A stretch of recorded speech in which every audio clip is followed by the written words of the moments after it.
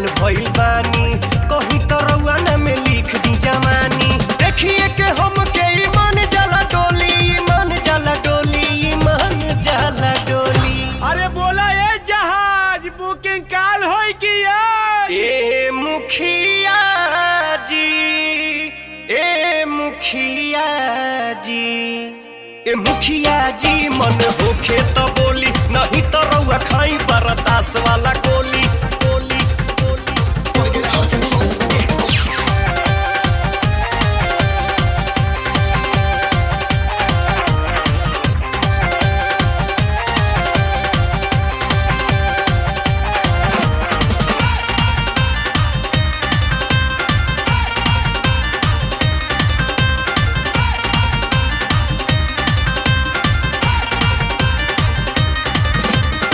छाती पर